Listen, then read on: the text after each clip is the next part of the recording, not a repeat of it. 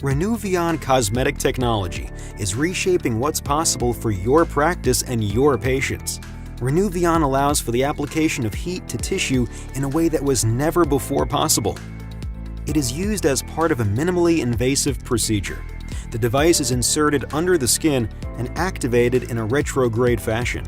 As the device is drawn through the tissue, the plasma stream couples with and delivers energy to the closest tissue or structure.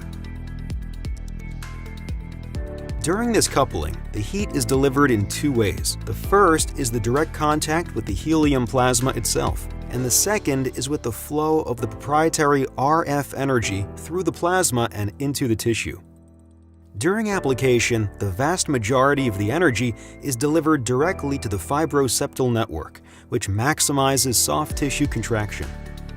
This technology is unique in that it can quickly heat the subdermal tissues to maximum contraction temperatures, while minimizing thermal diffusion to the skin surface.